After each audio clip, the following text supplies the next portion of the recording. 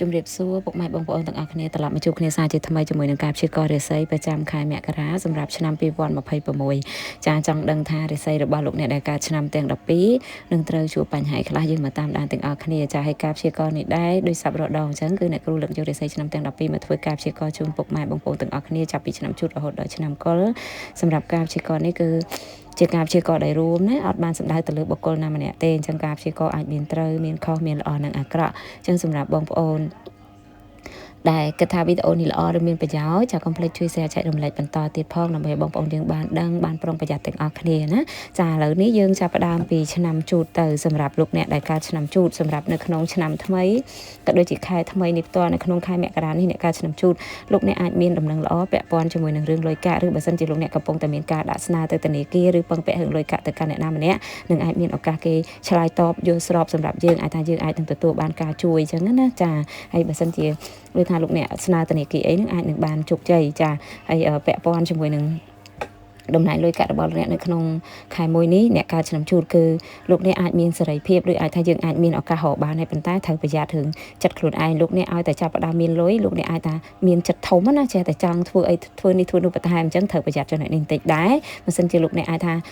សម្រាប់ចិត្តខុសទេយើងអាចខាត់បងភ្លាមអញ្ចឹងអាចថាក្នុងខែមួយនេះលោកអ្នកមានឱកាសដូចថារកលុយបានសម្រាប់ទុកដាក់ក៏ទុកជាប់ខ្លួនឲ្យបានជាប់ខ្លួនសិនទៅកុំតាន់អាចចំណាយទៅធ្វើអីផ្ដេសផ្ដាស់ណាចាហើយសម្រាប់សុខភាពវិញលេខសុខភាពរបស់អ្នកកើតឆ្នាំជូតឃើញថាដំណើរសុខភាពលោកអ្នកត្រូវប្រយ័ត្នព្រោះអាចមានអារម្មណ៍ថាចុករយតាមសរសៃចង្កេះឬក៏ឆ្អឹងខ្នងអីហ្នឹងគឺអាចមានអីអញ្ចឹងត្រូវប្រយ័ត្នបន្តិចណាចាហើយសម្រាប់ពាក់ព័ន្ធជាមួយរឿងការងារលោកអ្នកដែលមានការងារជាប្រចា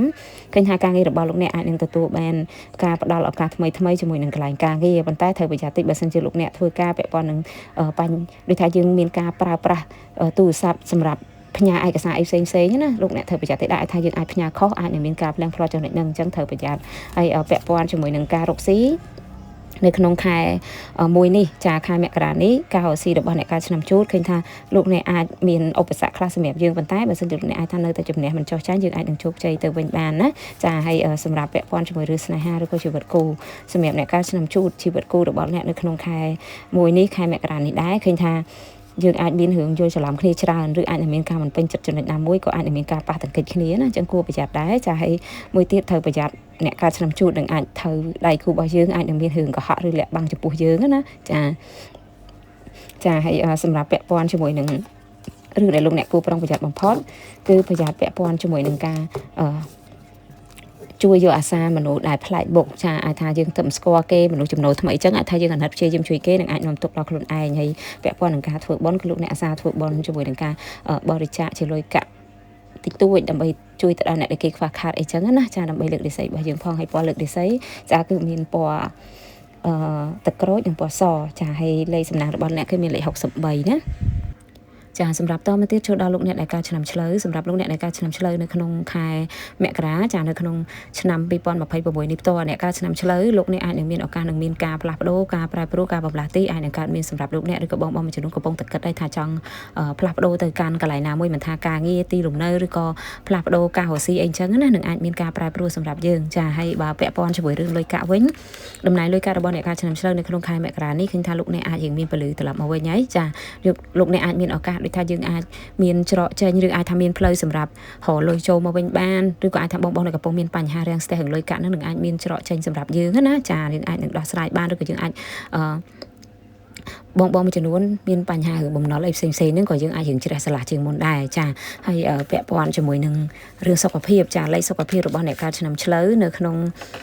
ខែមករានេះផ្ទាល់ចាលោកអ្នកអាចមានអារម្មណ៍ថាយើងគេអត់សូវលក់ដោយសាររៀងគិតច្រើនអីចឹងណាចាហើយក៏កាត់បន្ថយបន្តិចដែរសម្រាប់ការចូលចិត្តលេងទូរស័ព្ទដល់យប់ជ្រៅនឹងសម្រាប់អ្នកកើតឆ្នាំឆ្លូវណាចាហើយបន្តមកទៀតចូលដល់រឿងការងារលោកអ្នកដែលមានការងារជាប្រចាំសម្រាប់អ្នកកើតឆ្នាំឆ្លូវគឺលោកអ្នកត្រូវប្រុងប្រយ័ត្នតិចដែរនៅកន្លែងការងារនឹងអាចមានបញ្ហាអាចកើតការយល់ច្រឡំឬអាចថាមានមនុស្សព្យាយាមទម្លាក់កំហុសអីមួយមកលើលោកអ្នកអញ្ចឹងមិនថាលោកអ្នកបានលឺបានអីទេត្រូវព្យាយាមអាចថាលៀងភាពស្អាតស្អំឲ្យបកស្រាយឲ្យបានច្បាស់បើមិនអញ្ចឹងទេនឹងត្រូវគេចោទប្រកាន់ណាចាហើយសម្រាប់ពាក់ព័ន្ធជាមួយនឹងរឿង ការរកស៊ីចាសម្រាប់ការរកស៊ីរបស់អ្នកកើតឆ្នាំឆ្លូវនៅក្នុងខែមករានេះដែរលោកអ្នកអាចថារៀងដើមខែនេះយើងរៀងតឹងតែបន្តិចតែចូលដល់រៀងពាក់កណ្ដាលខែសម្រាប់អ្នកកើតឆ្នាំឆ្លូវសម្រាប់ការរកស៊ីឃើញថាយើងអាចនឹងល្អប្រសើរត្រឡប់មកវិញណាចាហើយបើសិនជាបងដែលមានការណាត់ជួបអតិថិជនអីហ្នឹងជាពិសេសបងដែលគាត់ដូចថារកជាមួយនឹងខាងអចលនទ្រព្យអីចឹងអាចនឹងមានឱកាសទទួលបានអតិថិជនថ្មីឬអាចថាយើងអាចលក់ចេញបានច្រើនអញ្ចឹងណាចាហើយពាក់ព័ន្ធជាមួយនឹងឬស្នេហាឬក៏ជីវិតគូចាសម្រាប់លោកអ្នកដែលមានដៃគូចាលោកអ្នកដែលកំពុងមានតំណែងជាមួយនឹងអ្នកណាម្នាក់អីចឹងណាចាឬក៏លោកអ្នកកំពុងសេពគប់គ្នានៅក្នុងខែមករានេះតំណែងរបស់លោកអ្នកឃើញថាអាចនឹងឈានដល់ការសម្រេចចិត្តចាអ្នកខ្លះក៏អាចនឹងមានការសម្រេចចិត្តចូលរោងការរៀបចំពិធីមង្គលពិធីភ្ជាប់ពីអីផ្សេងអាចនឹងកើតមានហើយក៏បងដែលកំពុងដូចថាមានបញ្ហាចំនួនតោះតែងគ្នាអីចាក៏អាចថាមានច្រកចេញសម្រាប់យើងដែរឬក៏អ្នកខ្លះគាត់ថារស់នៅមិនចុះសម្រងគាត់ព្យាយាមចង់លែងលះគ្នាអញ្ចឹងហើយលែងមិនដាច់សោះអញ្ចឹងចូលដល់ខែមករានេះបើសិនជាគាត់សម្រេចចិត្តស្របគ្នាហើយថាចង់លែងលះពិតប្រាកដយើងមានជើងលេខដែលអាចលែងបានណាថាយើងអាចដាច់ស្រេចអញ្ចឹងណាចាហើយសម្រាប់ពាក់ព័ន្ធជាមួយនឹងរឿងដែលលោកអ្នកគួរប្រុងប្រយ័ត្នបំផុតគឺត្រូវប្រយ័ត្នមែនតើគឺការទុកដាក់រឿងរបស់ប្រើប្រាស់ណាចាជាពិសេសរឿងលុយកាក់នឹងតែម្ដងប្រយ័ត្នមានការបាត់លុយបាត់កាក់អីចឹងណាចាអញ្ចឹងគួរប្រយ័ត្នតិចដែរចាហើយចុងក្រោយការធ្វើបុណ្យរបស់អ្នកខែឆ្នាំឆ្លូវគឺសារធ្វើបុណ្យជាមួយការប្រឡែងសត្វតាមផ្លូវទឹកដើម្បីជាការជួយលើករាសីរបស់យើងហើយពណ៌លើករាសីសម្រាប់លោកអ្នកគឺមានពណ៌ទឹកប៊ិចនិងពណ៌លឿងណាចាហើយសម្រាប់លេខសំណាងគឺមានលេខ48ណាចាសម្រាប់តមកទៀតចូលដល់លោកអ្នកដែលកើតឆ្នាំខាលសម្រាប់លោកអ្នកដែលកើតឆ្នាំខាលនៅក្នុងខែមករានេះចាលោកអ្នកអាចនឹងមានគំនិតថ្មីជាច្រើនដែលកំពុងតែចង់ធ្វើហើយលោកអ្នកអាចកំពុងតែព្យាយាមស្វែងរកឬស្រាវជ្រាវឬអាចថ្នាក់ខ្លះកំពុងតែចង់ចាប់ផ្ដើមធ្វើអីមួយចាហើយក៏អាចនឹងមានការទៅសិក្សារៀនសូត្រស្រាវជ្រាវបន្ថែមអីចឹងណាចាហើយនៅក្នុងឱកាសនេះឃើញថាអ្នកកើតឆ្នាំខាលលោកអ្នកនឹងអាចមានដំណឹងអីមួយដែលអាចថាមានដំណឹងមកពីទីឆ្ងាយជាដំណឹងដែលលោកអ្នកកំពុងរងចាំអញ្ចឹងហើយបើសិនជារងចាំអាចជាដំណឹងដែលល្អសម្រាប់លោកអ្នកណាចាសម្រាប់ពាក់ព័ន្ធជាមួយនឹងរឿងលុយកាក់វិញឃើញថាតំណែងលុយកាក់របស់លោកអ្នកអាចចាប់ផ្ដើមមានភាពល្អប្រសើរជាងមុនចាយើងអាចទៅថាមានឱកាសរកបានពីតូចឡើងទៅដល់ធំអញ្ចឹងណាចាលុយកាក់ចេះតែមានចូលមកជារឿយៗជាបន្តបន្ទាប់ចាធ្វើឲ្យលោកអ្នកអាចមានឱកាសនឹងដោះស្រាយក៏ដូចជាមានការប្រើប្រាស់ចាយវាយបានដោយមិនមានការរាំងស្ទះសម្រាប់យើងទេចាហើយបើសិនជាបងដែលជាប់ជំពាក់នៅបញ្ហាលុយកាក់ផ្សេងមិនថាជាបំណុលផ្សេងហ្នឹងឃើញថាយើងអាចនឹងបានឃ្លៀបានខ្លះអញ្ចឹងណាចាហើយសម្រាប់រឿងសុខភាពចាសុខភាពរបស់លោកអ្នកកើតឆ្នាំឆ្លូវចាលោកអ្នកត្រូវប្រយ័ត្នពាក់ព័ន្ធជាមួយជំងឺចាស់វាអាចមានឱកាសជំងឺចាស់របស់យើងអាចរើមកវិញអញ្ចឹងណាចាហើយសម្រាប់ពាក់ព័ន្ធជាមួយនឹងរឿងការងារលោកអ្នកដែលមានការងារជាប្រចាំឃើញថាការងារអាចមានការរីកចម្រើននិងអាចមានពលឺសម្រាប់លោកអ្នកបងដែលកំពុងរងចាំឱកាសការងារថ្មីនោះក៏អាចនឹងមានចូលមកចាហើយបើសិនជាលោកអ្នកជាអ្នករកស៊ីនៅក្នុងខែនេះចាលោកអ្នកដែលមានមុខរបរជាប្រចាំត្រូវប្រយ័ត្នពាក់ព័ន្ធនឹងការរកស៊ីជាពិសេសការរកស៊ីជួញដូរជាមួយនឹងមនុស្សផ្ទុយភេទចាលោកអ្នកអាចមានឱកាសប្រយ័ត្នត្រូវគេក្បត់យើងអីចឹងណាចាហើយបើពាក់ព័ន្ធនឹងការលក់ដូរជួញដូរយើងធម្មតាតែម្នាក់ឯងអត់អីទេការរកស៊ីរបស់យើងអាចមានភាពល្អប្រសើរចាសម្រាប់ពាក់ព័ន្ធជាមួយនឹងរឿងស្នេហាឬក៏ជីវិតគូចាអ្នកកើតឆ្នាំខាលសម្រាប់ជីវិតគូរបស់លោកអ្នកត្រូវមានការអត់ធ្មត់ឲ្យបានច្រើនណាចាហើយនៅក្នុងខែនេះខែមករានេះផ្ទាល់ចាអ្នកកើតឆ្នាំខាលត្រូវអាសាធ្វើបុណ្យឲ្យបានច្រើនបន្តិចចានឹងធ្វើឲ្យជីវិតគូរបស់យើងរឹងមាំព្រោះដោយសារជីវិតគូរបស់អ្នកអាចនឹងមានកើតការប៉ះទង្គិចគ្នាដោយកើតពីការ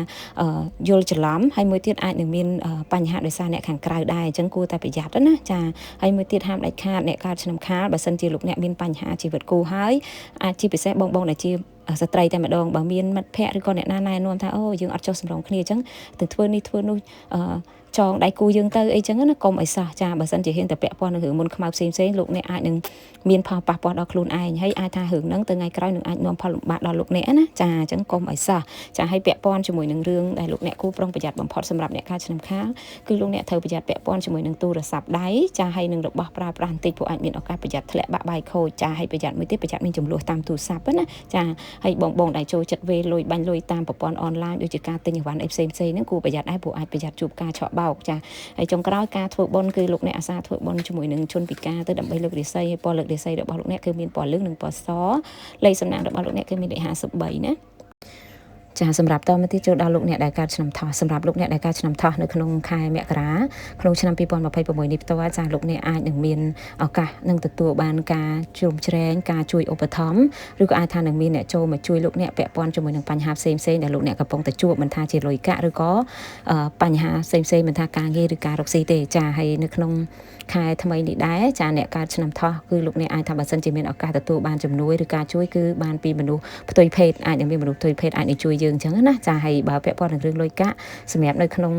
ខែមករានេះដែរលោកអ្នកអាចនឹងមានបន្ទុកឬការចំណាយច្រើនពិតមែនអាចត្រូវជួយអ្នកជុំវិញខ្លួនមិនថាអ្នកអាយុតិចជាងអ្នកអាយុច្រើនជាងចាគឺពួកគាត់អាចនឹងចូលមកពឹងពាក់ឬសុំជំនួយពីយើងហើយលោកអ្នកក៏ទទួលបានការជួយពីអ្នកដទៃមកវិញដូចគ្នាអញ្ចឹងណាចាហើយសម្រាប់ពាក់ព័ន្ធជាមួយនឹងរឿងសុខភាពវិញចាសុខភាពរបស់អ្នកត្រូវប្រយ័ត្នរឿងការហូបចុករឿងចំណីអាហារផ្សេងៗព្រោះដោយសារលោកអ្នកអាចថាពេលខ្លះចូលចិត្តញ៉ាំផ្អែមណាអ្នកកើតឆ្នាំថោះអញ្ចឹងត្រូវកាត់បន្ថយរឿងការញ៉ាំរបស់ផ្អែមផងចាហើយពាក់ព័ន្ធជាមួយនឹ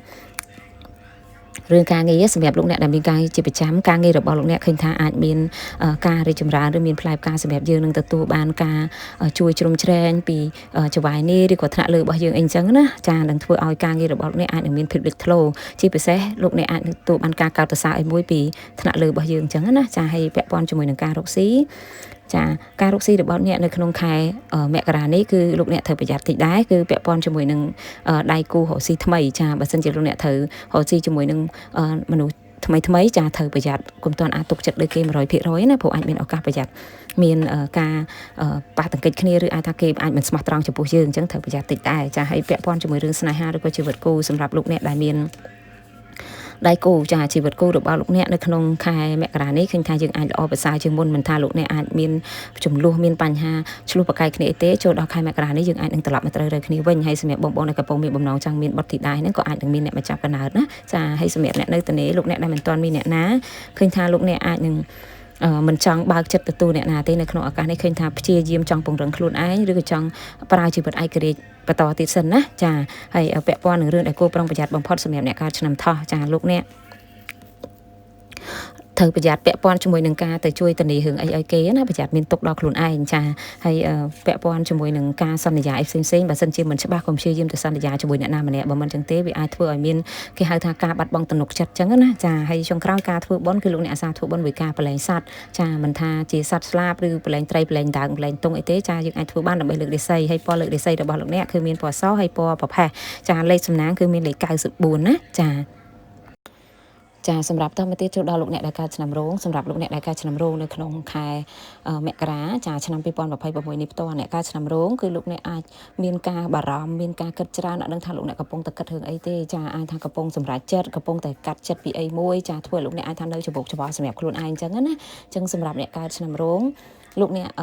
កត្រូវកាត់បន្ថយរឿងការគិតបន្តិចបើមិនចឹងទេអាចមានសម្ពាធតែខ្លួនឯងអញ្ចឹងណាចាហើយបើពាក់ព័ន្ធនឹងរឿងលុយកាក់អីសម្រាប់ចូលដល់ខែមករានេះតម្លៃលុយកាក់របស់លោកអ្នកឃើញថាក៏អាចមានភាពនឹងណជាងមុនដែរយើងអាចមានឱកាសមានការជួយជ្រោមជ្រែងក៏ដូចជាមានឱកាសរកបានសម្រាប់ដូចថាលុយកាក់របស់យើងចេះតែមានចូលមកជាបន្តបន្ទាប់សម្រាប់យើងអញ្ចឹងណាមិនធ្វើឲ្យលោកអ្នកអាចថាជួបបញ្ហាទេហើយបើសិនជាលោកអ្នកអាចថាមានការពិភាក្សាណាត់ជួបរឿងលុយកាក់អីជាមួយអ្នកណាម្នាក់ក៏អាចមានឱកាសជោគជ័យដែរចាហើយសម្រាប់ពាក់ព័ន្ធជាមួយនឹងរឿងសុខភាពវិញចាសុខភាពរបស់លោកអ្នកនៅក្នុងខែមករានេះគឺលោកអ្នកត្រូវប្រយ័ត្នពាក់ព័ន្ធជាមួយនឹងការក្តៅខ្លួនចាអាចអាសាឡើងកម្ដៅអីចឹងណាហើយមួយទៀតក៏ប្រយ័ត្នមួយភ្លើងដែរព្រោះអាចមានបញ្ហាប្រយ័ត្នអាលៀកភ្លើងអាលៀកតែក្តៅអីចឹងណាចាហើយពាក់ព័ន្ធជាមួយរឿងការងារលោកអ្នកដែលមានការងារជាប្រចាំសម្រាប់លោកអ្នកដែលកើតឆ្នាំរោងចាការងាររបស់លោកអ្នកនៅក្នុងខែមករានេះផ្ទាល់ចាគឺលោកអ្នកអាចនឹងមានការងារចូលមកច្រើនដែលធ្វើលោកអ្នកអាចនឹងមានឱកាសទទួលបានឱកាសថ្មីក៏ដូចជាភាពជោគជ័យជាមួយនឹងការងាររបស់យើងចាហើយពាក់ព័ន្ធជាមួយនឹងការរកស៊ីដែរចានៅក្នុងឆ្នាំថ្មីក៏ដូចជាខែមករាថ្មីនេះផ្ទាល់ចាគឺការរកស៊ីរបស់លោកអ្នកយើងអាចមានដំណើរការល្អចានឹងអាចមានអតិថិជនថ្មីចេញចូលជាបន្តបន្ទាប់ណាចាហើយពាក់ព័ន្ធជាមួយនឹងរឿងស្នេហាឬក៏ជីវិតគូសម្រាប់លោកអ្នកដែលមានដៃគូសម្រាប់ជីវិតគូរបស់អ្នកកើតឆ្នាំរោងនៅក្នុងខែមករានេះផ្ទាល់លោកអ្នកត្រូវមានការប្រុងប្រយ័ត្នលោកអ្នកអាចនឹងមានបញ្ហាមានការប៉ះទង្គិចគ្នាតាមរយៈទូរស័ព្ទឬអាចថាមានហេតុជារឿងហ្នឹងគឺដោយសាររឿងទូរស័ព្ទដែរចាអាចថាដៃគូរបស់យើងគាត់អាចនឹងមានការបិទបាំងការលាក់បាំងនៅការឆាបជាមួយអ្នកនេះអ្នកនោះអីចឹងទៅធ្វើឲ្យលោកអ្នកចាប់បានក៏អាចទៅជារឿងចំនួនទាស់តែងហើយនៅក្នុងខែមករានេះត្រូវប្រយ័ត្នអ្នកកើតឆ្នាំរោងជីវិតគូរបស់អ្នកបើសិនជាអាចថាយើងចិត្តក្តៅឬទប់មិនជាប់ទេនឹងអាចមានលេខអាចយើងត្រូវឃ្លាតឆ្ងាយពីគ្នាអញ្ចឹងណាអញ្ចឹងលោកអ្នកត្រូវប្រយ័ត្នណាចាហើយសម្រាប់រឿងដែលគួរប្រុងប្រយ័ត្នបំផុត សម្រាប់លោកអ្នកដែលកើតឆ្នាំរោងគឺលោកអ្នកត្រូវប្រយ័ត្នរឿងការបួងសួងការបន់ស្រន់ណាតាមកន្លែងវត្ថុស័ក្តិសិទ្ធិផ្សេងបើសិនជាលោកអ្នកចូលចិត្តបួងសួងចូលចិត្តបន់ស្រន់ត្រូវចាំខ្លួនឯងផងអាចជាប់មាត់ជាប់ពាក្យកន្លែងណាមួយចាហើយពាក់ព័ន្ធជាមួយនឹងរឿងស្នេហាចារបស់លោកអ្នកដែលនៅត្នេលោកអ្នកដែលមិនទាន់មានអ្នកណាណាចាលោកអ្នកដែលនៅលាវឃើញថានៅក្នុងខែមករានេះលោកអ្នកក៏អាចមានអ្នកព្យាយាមចូលមកប៉ុន្តែគ្រាន់តែថាលោកអ្នកដែលឆ្នាំរោងពេលខ្លះលោកអ្នករៀងអាចថាយើងរៀងសំដីអាក្រក់បន្តិចចឹងណាដល់ពេលអញ្ចឹងអ្នកចូលមកមុំអាចគេរៀងខ្លាចយើងដែរអញ្ចឹងឱកាសនេះបើសិនជាលោកអ្នកអាចថាចង់បើកចិត្តទទួលអ្នកណាម្នាក់គួរព្យាយាមតម្លាក់ពាក្យសំដីតិចអាចថារៀងផ្អែមល្ហែមតិចព្រោះសារអ្នកឆ្នាំរោងគឺយើងអាចចេះផ្អែមល្ហែមដូចគេទេចាហើយសម្រាប់ការធ្វើបុណ្យសម្រាប់អ្នកកើតឆ្នាំរោងគឺលោកអ្នកអាសាធ្វើបុណ្យជាមួយនឹងការជួយតាមមន្ទីរពេទ្យដើម្បីជាការលើករាសីរបស់យើងហើយសម្រាប់ពណ៌លើករាសីចាគឺមានពណ៌ទឹកប៊ិចហើយនិងពណ៌សចាហើយលេខសំណាងរបស់លោកអ្នកគឺមានលេខ37ណាចាសម្រាប់តមកទៀតចូលដល់លោកអ្នកដែលកើតឆ្នាំម្សាញ់សម្រាប់លោកអ្នកដែលកើតឆ្នាំម្សាញ់ចូលដល់ខែថ្មីក៏ដូចជាឆ្នាំថ្មីនេះផ្ទាល់នៅក្នុងខែមករានេះសម្រាប់អ្នកកើតឆ្នាំម្សាញ់លោកអ្នកអាចមានអារម្មណ៍មួយគឺមានសម្ពាធចាគឺអាចមានការដាក់គំនាបឬការដាក់សម្ពាធពីអ្នកជុំវិញខ្លួនអាចជាសាច់ញាតិជាចាស់ទុំអីចឹងទៅចាអញ្ចឹងនៅក្នុងខែមួយនេះខែមករានេះលោកអ្នកអាចមានអារម្មណ៍គឺមិនសូវសប្បាយចិត្តទេដោយសារមានបញ្ហាដែលចូលមកលោកអ្នកត្រូវគិតច្រើនណាហើយបើពាក់ព័ន្ធនឹងរឿងលុយកាក់វិញឃើញថាវាអាចនៅមិនទាន់នឹកណូល្អទេសម្រាប់យើងនៅក្នុងខែមករានេះលោកអ្នកអាចនៅមានបន្ទុកមានការចំណាយផ្សេងៗជាពិសេសបញ្ហាចាស់ៗដែលយើងដោះស្រាយអត់ចប់ហ្នឹងវាអាចនៅវល់ជាមួយលោកអ្នកណាចាអញ្ចឹងរឿងលុយកាក់ឃើញថាមិនទាន់ល្អប្រសើរទេហើយសម្រាប់សុខភាពរបស់អ្នកក៏មិនសូវអំណោយផលដែរនៅក្នុងឱកាសនេះអាសាអស់កម្លាំងលះលហើយឬក៏មានអារម្មណ៍ថាអាសាចុករយតាមឆ្អឹងខ្នងអីហ្នឹងក៏អាចមានដែរចាហើយពាក់ព័ន្ធជាមួយនឹងរឿងការងារចាលោកអ្នកដែលមានការងារជាប្រចាំឃើញថាការងាររបស់លោកអ្នកអាចមានបញ្ហាការដាក់សម្ពាធផ្សេងៗក៏ដូចជានៅកន្លែងការងារអាចមានភាពមិនស្មើភាពផ្សេងៗចាឬក៏យើងអាចទទួលបានភាពអយុត្តិធម៌ណាមួយណាចាប៉ុន្តែឃើញថាលោកអ្នកនៅតែអត់ធ្មត់អញ្ចឹងការអត់ធ្មត់របស់អ្នកនៅតែអាចទទួលបានជោគជ័យសម្រាប់យើងណាចាហើយពាក់ព័ន្ធជាមួយនឹងរឿងការរកស៊ីចាសម្រាប់ការរកស៊ីរបស់អ្នកកើតឆ្នាំម្សាញ់ឃើញថាយើងអាចនៅគេហៅថាវាមិនល្អពេកក៏វាមិនធ្លាក់ចុះពេកទេវាអាចនៅកណ្ដាលនៅនឹងមួយកន្លែងណាធ្វើឲ្យដូចថាការលក់ដូររបស់យើងចេះតែបានតិចតួចចូលមកជាបន្តបន្ទាប់ចឹងដែរចាគាត់ថាវាអាចមិនល្អខ្លាំងចាហើយបើពាក់ព័ន្ធនឹងរឿងស្នេហាឬក៏ជីវិតគូសម្រាប់លោកអ្នកដែលកើតឆ្នាំម្សាញ់ជីវិតគូរបស់លោកអ្នកនៅក្នុងឱកាសនេះលោកអ្នកដែលដូចថារៀបអាពាហ៍ពិពាហ៍រួចហើយជីវិតគូរបស់លោកអ្នកគឺត្រូវប្រយ័ត្នជាមួយនឹងបញ្ហាចាស់ឬមនុស្សចាស់ដែលយើងធ្លាប់ស្គាល់ធ្លាប់ជួបកន្លងមកហ្នឹងនឹងអាចមកបង្កជាបញ្ហាដល់ជីវិតគូរបស់យើងហើយសម្រាប់បងដែលកំពុងមានតំណែងគ្នាកំពុងតែមានកម្រងចង់រៀបពិធីមង្គលផ្សេងក៏ត្រូវប្រយ័ត្ននឹងអាចមានមនុស្សចូលមករំខានសម្រាប់តំណែងឬពិធីមង្គលរបស់យើងណាចឹងប្រយ័ត្នប្រយែងមែនតើហើយសម្រាប់លោកអ្នកដែលនៅត្នេលោកអ្នកដែលមិនទាន់មានអ្នកណានៅក្នុងឱកាសនេះឃើញថាលោកអ្នកអាចកំពុងរងចាំអ្នកណាម្នាក់ហើយក៏អាចថានឹងមានមនុស្សព្យាយាមចូលមកអាចនឹងមានអ្នកគេលួចចាប់អារម្មណ៍លោកអ្នកអញ្ចឹងណាហើយអាចព្យាយាមចូលមកដើម្បីបង្កើតតំណែងជាមួយលោកអ្នកដែរសម្រាប់អ្នកកើតឆ្នាំម្សាញ់ណាចាហើយសម្រាប់រឿងដែលគួរប្រុងប្រយ័ត្នបំផុតសម្រាប់លោកអ្នកគឺនៅក្នុងឱកាសនេះរៀងប្រយ័ត្នចំពោះតំណែងមនុស្សភេទស្រីអាយុតិចជាងអាចនឹងកំពុងមានគំនិតមិនល្អចំពោះលោកអ្នកខ្លះក៏អាចព្យាយាមប៉ុនប៉ងតាមវិធីមុនខ្មៅផ្សេងដើម្បីមកចាញ់ចាជាមួយលោកអ្នកណាចឹងត្រូវប្រយ័ត្នចាហើយចុងក្រោយការធ្វើបុណ្យរបស់លោកអ្នកគឺអាសាធ្វើបុណ្យជាមួយនឹងការជួយតាមមន្ទីរពេទ្យចាដើម្បីជាការលើករាសីរបស់យើងហើយពណ៌លើករាសីរបស់លោកអ្នកចាគឺមានពណ៌សាច់ហើយនិងពណ៌ទឹកប្រាក់លេខសំណាងរបស់លោកអ្នកគឺមានលេខ60ណាចាសម្រាប់តមកទៀតចូលដល់លោកអ្នកដែលកើតឆ្នាំមមីសម្រាប់លោកអ្នកដែលកើតឆ្នាំមមីនៅក្នុងឆ្នាំថ្មីក៏ដូចជាខែមករានេះផ្ទាល់ចានៅក្នុងឆ្នាំ2026នេះអ្នកកើតឆ្នាំមមីគឺលោកអ្នកអាចមានគេហៅថាការតាំងចិត្តណាចាព្រោះដោយសារអីអាចថាឆ្នាំនេះជាឆ្នាំដែលយើងត្រូវជន់ឆ្នាំអញ្ចឹងលោកអ្នកធ្វើអីតើតែមានការតាំងចិត្តនិងមានការសម្រេចចិត្តឲ្យបានខ្ពស់បំផុតនឹងទើបអាចថាយើងសម្រេចចិត្តមិនខុសណាចាអញ្ចឹងនៅក្នុងខែមករានេះអ្នកកើតឆ្នាំមមីគឺលោកអ្នកអាចថាមានការប្រឹងប្រែងឬខិតខំមែនតើអញ្ចឹងការប្រឹងប្រែងរបស់អ្នកក៏អាចធ្វើលោកអ្នកទទួលបានលទ្ធផលល្អដែរហើយពាក់ព័ន្ធនឹងរឿងលុយកាក់ក៏អាចថាយើងអាចរៀងធូរស្រាលដោយសារលោកអ្នកអាចរកចំណូលអីចេញចូលមកបានអញ្ចឹងណាចាហើយពាក់ព័ន្ធនឹងរឿងលុយកាក់នេះដែរឃើញថាលោកអ្នកអាចមានឱកាសរកលុយបានក៏ដូចជាលាភសំណាងផ្សេងគឺអាចកើតចេញពីបុណ្យកុសលអញ្ចឹងហើយលោកអ្នកអាសាធ្វើបុណ្យឲ្យបានច្រើនការធ្វើបុណ្យច្រើនប៉ុណ្ណានឹងអាចនាំលាភសំណាងឬអាចថានាំជាលាភសក្ការៈផ្សេងចូលមកឲ្យលោកអ្នកបានអញ្ចឹងណាចាគឺការចេញពីការធ្វើបុណ្យនេះឯងអញ្ចឹងអាសាធ្វើបុណ្យឲ្យបានច្រើនបន្តិចហើយពាក់ព័ន្ធនឹងសុខភាពក៏ឃើញថាសុខភាពរបស់អ្នកអាចនឹងគេហៅថាមានភាពល្អប្រសើរ មកវិញដែរចាហើយបើសិនជាបងប្អូនដែលមានជំងឺឈឺស្កាត់អីទេនៅក្នុងខែមករានេះយើងអាចនឹងល្អប្រសើរត្រឡប់មកវិញចាពាក់ព័ន្ធជាមួយរឿងការងារលោកអ្នកដែលមានការងារជាប្រចាំសម្រាប់អ្នកកើតឆ្នាំមមីការងាររបស់លោកអ្នកឃើញថាមួយរយៈនេះអាចមានរឿងឈឺក្បាលច្រើនបន្តិចហើយណាចាពេលខ្លះក៏អាចមានអារម្មណ៍ធុញថប់ចង់ផ្លាស់ប្ដូរការងារចង់ចាក់ចេញពីការងារនឹងក៏អាចនឹងមានដែរចាប៉ុន្តែគាត់ថាលេខរបស់លោកអ្នកឱកាសនេះការចាក់ចេញវាអាចមិនទាន់ជាជំរឿនល្អសម្រាប់យើងទេចាចឹងអត់ធ្មត់បន្តិចសិនណាចាហើយពាក់ព័ន្ធនឹងការរកស៊ីវិញដំណើរការនៃការរកស៊ីគឺមួយរយៈនេះវាអាចថាមិនទាន់ល្អប្រសើរខ្លាំងទេគាត់ថាវាអាចជាងនៅរកបានការលក់ដូរអីយើងចេះតែលក់បានអីជាបន្តបន្ទាប់ចឹងណាគាត់ថាវាអាចមិនទាន់ល្អខ្លាំងសម្រាប់លោកអ្នកទេចាហើយពាក់ព័ន្ធជាមួយរឿងស្នេហាឬក៏ជីវិតគូសម្រាប់លោកអ្នកដែលកើតឆ្នាំមមីសម្រាប់លោកអ្នកដែលមានដៃគូជីវិតគូនៅក្នុងឱកាសនេះគឺត្រូវប្រយ័ត្នឲ្យបានច្រើនណាព្រោះឲ្យថាដោយសារយើងអាចមានការចំណាយអីផ្សេងៗយ៉ាងច្រើនចឹងទៅអាចធ្វើឲ្យយើងអារម្មណ៍មិនសូវល្អក៏អាចមានការប៉ះទង្គិចគ្នាអញ្ចឹងគួរប្រយ័ត្នគ្រប់គ្រងចិត្តខ្លួនឯងបានកុំឲ្យមានចំនួនវាអាចកាត់លៀបខ្លួនឯងដែរចាហើយសម្រាប់លោកអ្នកដែលនៅតែលោកអ្នកដែលមិនទាន់មានអ្នកណានៅក្នុងឱកាសនេះឃើញថាលោកអ្នកអាចនឹងមានការចាប់ផ្ដើមបើកឱកាសឲ្យខ្លួនឯងក៏ដូចជាមានការបង្កើតនៅតំណែងថ្មីនឹងក៏អាចនឹងមានចូលមកដែរឬក៏អាចតែកំពុងមានអ្នកកំពុងចាប់អារម្មណ៍ចំពោះលោកអ្នកណាចាហើយសម្រាប់ពាក់ព័ន្ធជាមួយនឹងរឿងដែលគួរប្រុងប្រយ័ត្នបំផុតនៅក្នុងឱកាសនេះក៏ដូចជាខែមករានេះផ្ទាល់អ្នកកើតឆ្នាំមមីគឺលោកអ្នកត្រូវប្រយ័ត្នគឺដាច់ខាតកុំព្យាយាមរុះរើជួសជុលការដំការស្វានអីនៅក្នុងផ្ទះរបស់យើងអីហ្នឹងបើសិនជាអាចគឺផ្អាកសិនកុំតាន់អាចឲ្យមានណាចាហើយចុងក្រោយពាក់ព័ន្ធនឹងការធ្វើបុណ្យគឺសារធ្វើបុណ្យមួយក្មេងឲ្យបានច្រើនដើម្បីលើករាសីពណ៌លើករាសីរបស់អ្នកមានពណ៌ទឹកក្រូចនិងពណ៌សាច់ចាលេខសំណាងរបស់លោកអ្នកគឺមានលេខ13ណាចាសម្រាប់តមកទៀតចូលដល់លោកអ្នកដែលកើតឆ្នាំមមែសម្រាប់លោកអ្នកដែលកើតឆ្នាំមមែនៅក្នុងខែមករានេះចាលោកអ្នកអាចមានអារម្មណ៍ថាលោកអ្នកដូចជាអត់សូវមានកម្លាំងកំហែងចាយើងអាសាហត់នឿយមានអារម្មណ៍ថាដូចយើងអស់ដៃអស់ជើងអញ្ចឹងណាអញ្ចឹងនៅក្នុងខែមករានេះអ្នកកើតឆ្នាំមមែគឺប្រយ័ត្នសុខភាពមែនតើឃើញថាដំណើរសុខភាពរបស់អ្នកអាចមិនសូវជាល្អប្រសើរទេអញ្ចឹងត្រូវប្រយ័ត្នប្រយែងបន្តិចណាចាហើយបើពាក់ព័ន្ធនឹងរឿងលុយកាក់វិញឃើញថាដំណើរលុយកាក់របស់យើងអត់អីទេក៏លោកអ្នកអាចមានឱកាសមានលៀបសំណាងមានដំណឹងល្អពាក់ព័ន្ធនឹងរឿងលុយកាក់ឬអាចថាយើងអាចមានឱកាសត្រូវ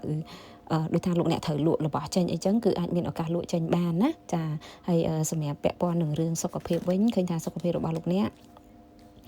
កមួយរយៈនេះអាចមិនសូវល្អទេអញ្ចឹងដូចជំរាបពីខាងដើមអញ្ចឹងគឺយើងអាសាហត់នឿយអស់កម្លាំងលះលហើយហ្នឹងក៏អាចមានហើយត្រូវប្រយ័ត្នសុខភាពអ្នកអាយុតិចជាងក្នុងផ្ទះដែរណាចាហើយពាក់ព័ន្ធជាមួយនឹងរឿងការងារលោកអ្នកដែលមានការងារជាប្រចាំឃើញថាការងាររបស់លោកអ្នកអាចមានភាពល្អប្រសើរយើងអាចនឹងមានការរីកចម្រើនឬអាចមានឱកាសល្អក៏ដូចជាលៀបសំណាងពីការងារក៏អាចនឹងមានចូលមកហើយសម្រាប់ពាក់ព័ន្ធនឹងការរកស៊ីឃើញថាលោកអ្នកដែលមានមុខរបរជាប្រចាំការរកស៊ីរបស់យើងអាចមានដំណើរការល្អណាអាចថាការលក់ដូររបស់យើងអាចមានភ្ញៀវការគ្រប់គ្រងអីអតិថិជនអីច្រើនចាហើយពាក់ព័ន្ធនឹងរឿងស្នេហ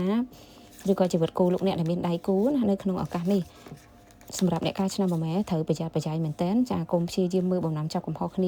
ាចាពោលដោយសារអីអាចថារឿងមើលបំណាំចាប់កំហុសគ្នាតិចតួចហ្នឹងវាអាចធ្វើឲ្យយើងទៅជារឿងធំដែរហើយនៅក្នុងឱកាសនេះគឺត្រូវប្រយ័ត្នតិចជីវិតគូរបស់អ្នកបើនៅសុខមានបញ្ហាមានការកម្មរកគឺអាចកើតចេញពីអ្នកខាងក្រៅអាចនឹងមានអ្នកព្យាយាមប្រើនៅមុនខ្មៅផ្សេងដើម្បីចង់មកបំបែកបំបាក់យើងអីហ្នឹងអានឹងក៏អាចមានអញ្ចឹងត្រូវប្រយ័ត្នណាចាហើយសម្រាប់លោកអ្នកដែលនៅទីនេះឃើញថាលោកអ្នកអាចកំពុងព្យាយាមបើកចិត្តដែរចាទទួលយកមនុស្សថ្មីប៉ុន្តែដូចជាមិនទាន់ជួបមនុស្សដែលត្រូវចិត្តចឹងណាចាហើយសម្រាប់រឿងដែលគួរប្រុងប្រយ័ត្នបំផុត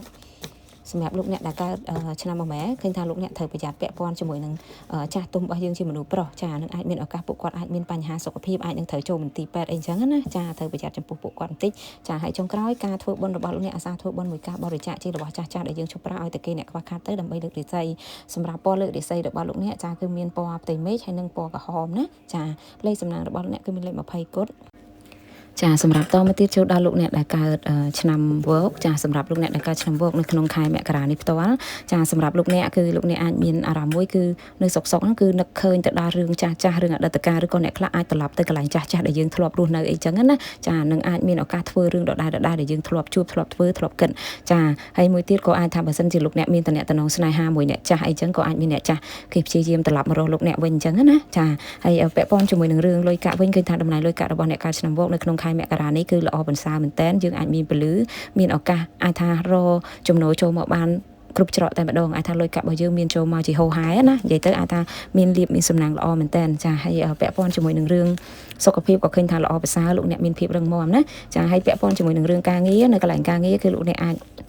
មានអារម្មណ៍រៀងហត់នៅបន្តិចចាដោយថាមានភាពពមៀញឹកមានការរវល់ច្រើននៅកន្លែងការងារអញ្ចឹងហើយជាពិសេសអាចថានៅកន្លែងការងារចេះតែមានអ្នកចូលមកពឹងពាក់ឬសុំជំនួយឲ្យយើងជួយការងារនេះជួយការងារនោះអញ្ចឹងទៅអញ្ចឹងធ្វើឲ្យយើងរៀងហត់នឿយណាចាហើយពាក់ព័ន្ធជាមួយនឹងការរកស៊ីសម្រាប់អ្នកកើតឆ្នាំវកឃើញថាល្អប្រសើរដូចគ្នានៅក្នុងខែមករានេះការរកស៊ីរបស់អ្នកឃើញថាមានការរីកចម្រើនប៉ុន្តែកុំប្រហែលអីសោះណាមិនថាយើងរកបានលក់ដូរអាចប៉ុណ្ណាត្រូវប្រយ័ត្នហើយជាយើងគ្រប់គ្រងនៅគេហៅថាទាំងតម្លៃនិងគុណភាពនៃរបស់យើងដែលត្រូវលក់ចេញទៅឲ្យភ្ញៀវត្រូវតែអាចថាមានភាពស្មោះត្រង់នឹងធ្វើឲ្យលោកអ្នកកាន់តែល្អប្រសើរចាហើយពាក់ព័ន្ធជាមួយរឿងស្នេហាឬក៏ជីវិតគូសម្រាប់ជីវិតគូរបស់អ្នកកើតឆ្នាំវកនៅក្នុង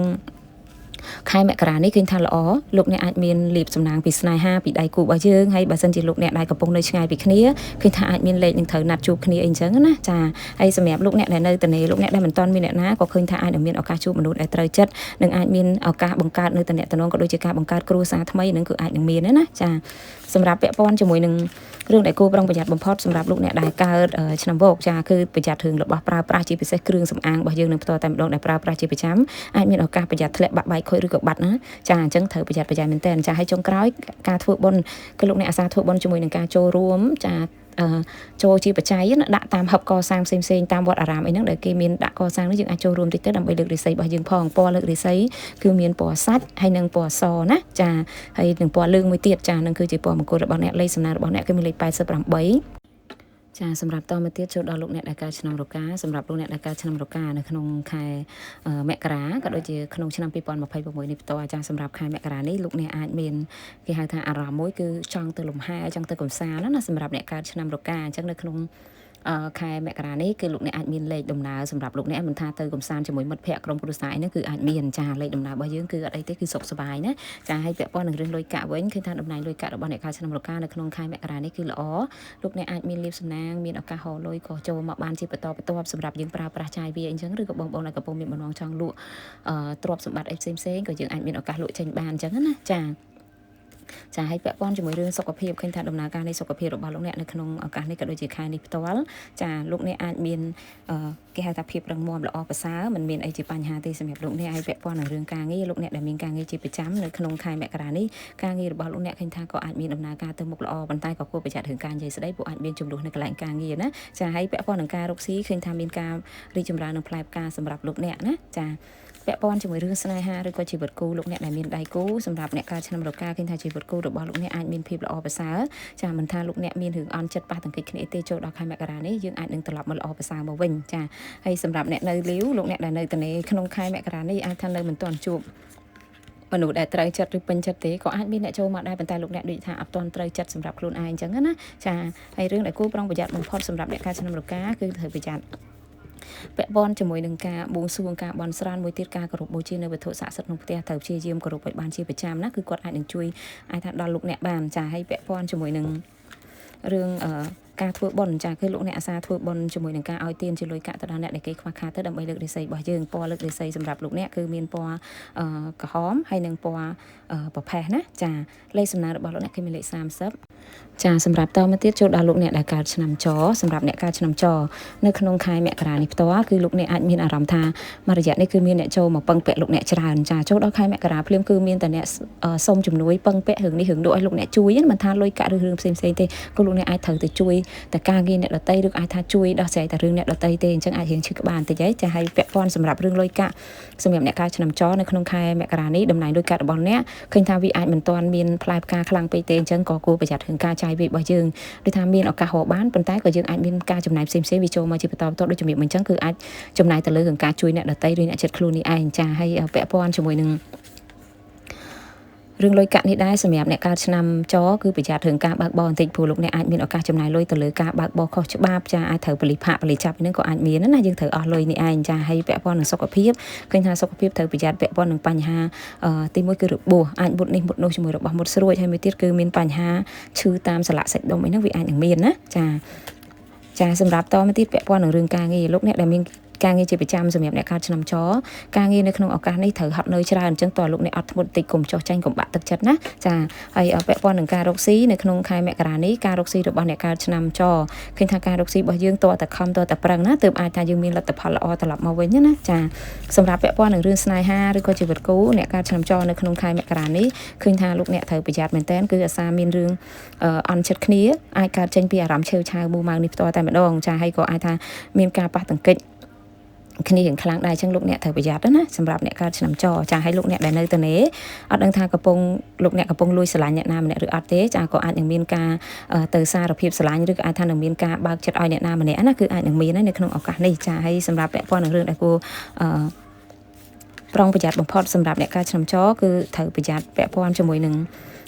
ការឲ្យលុយទៅឲ្យគេខ្ចីហ្នឹងគួរប្រយ័ត្នតិចណាចាហើយគុំទៅធានារឿងលុយកាក់គេប្រយ័ត្នមានទុកដោយសារគេចាហើយចុងក្រោយការធ្វើបុណ្យរបស់លោកអ្នកអាសាធ្វើបុណ្យជាមួយនឹងជនពិការទៅដើម្បីលើករាសីរបស់យើងពណ៌លើករាសីរបស់លោកអ្នកគឺមានពណ៌សនិងពណ៌សាច់ណាចា